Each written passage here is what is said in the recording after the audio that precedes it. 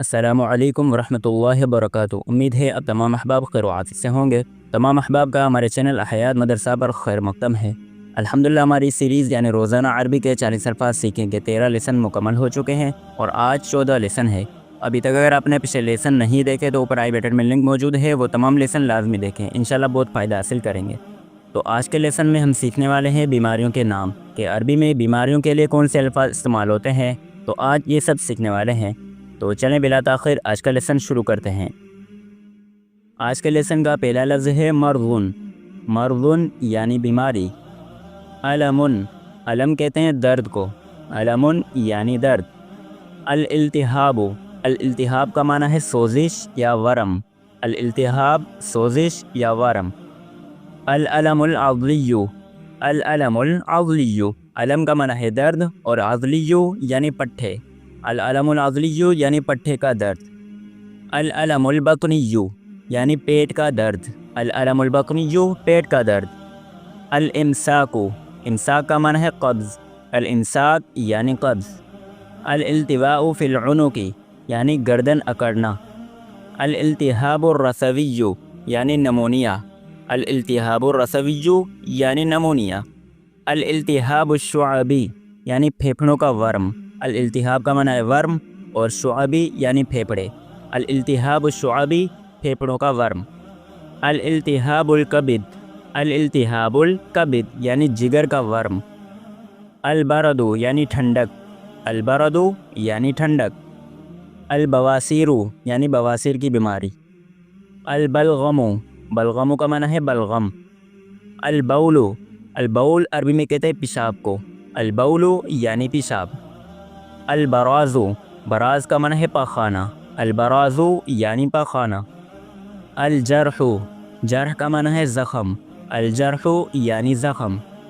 الجنون، جنون کا معنی ہے پاگل پن، الجنون یعنی پاگل پن۔ البساق، بساق کا معنی ہے تھوک، البساق یعنی تھوک۔ التصاوب، تصاوب کہتے ہیں جمائی کو، التصاوب یعنی جمائی۔ الجرب، جرب کہتے ہیں خارش کو، الجرب یعنی خارش۔ التقیؤ یعنی قے کرنا، التقیؤ قے کرنا یعنی الٹی کرنا۔ الحرق یعنی جلنا، الحرق یعنی جلنا۔ الحما، حما کہتے ہیں بخار کو، الحما یعنی بخار۔ حساتن، حسات کہتے ہیں پتھری کو، حساتن یعنی پتھری۔ حساتو فی المثانتی یعنی مثانے کی پتھری، یا حساتو فی الکلیتی یعنی گردے کی پتھری۔ الحمى الطیفیۃ یعنی ٹائیفائڈ، الحمى الطیفیۃ یعنی ٹائیفائڈ۔ الدمع، دم کہتے ہیں آنسو کو، الدمع یعنی آنسو۔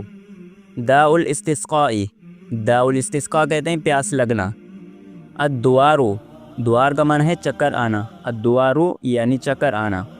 دودتن یعنی کیڑے، دودتن یعنی کیڑے، اس کے لیے ایک اور لفظ استعمال ہوتا ہے دیدان۔ الذہان، ذہان کہتے ہیں دماغی پریشانی، الذہان یعنی دماغی پریشانی۔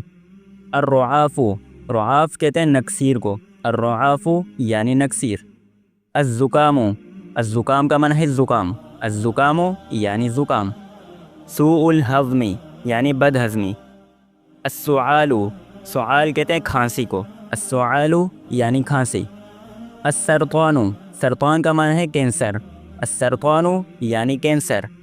الصداع، صداع کا معنی ہے سر درد، الصداع یعنی سر درد۔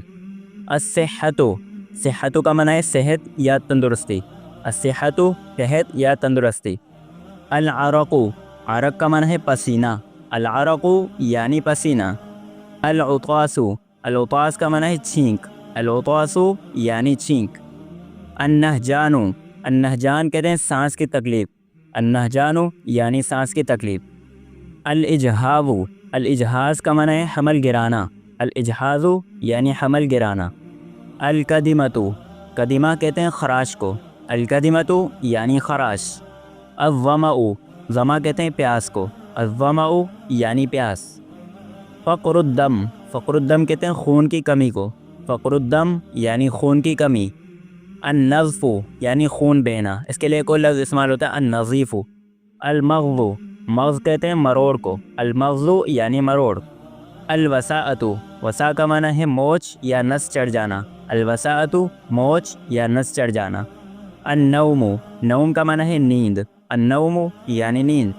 الفواق، فواق کا معنی ہے ہچکی، الفواق یعنی ہچکی۔ الیرقان، یرقان کا معنی ہے پی لیا، الیرقان یعنی پی لیا۔ تو یہاں تک آج کا لیسن مکمل ہو چکا۔ آج کے لیسن میں تقریباً 50 کے قریب بیماریوں کے متعلق الفاظ پڑھے ہیں، ان کے معانی اور درست تلفظ کے ساتھ، تاکہ سمجھنے اور یاد کرنے میں آسانی ہو۔ تو ملتے ہیں اگلی ویڈیو میں ایک نئے ٹاپک کے ساتھ، تب تک کے لیے السلام علیکم ورحمۃ اللہ وبرکاتہ۔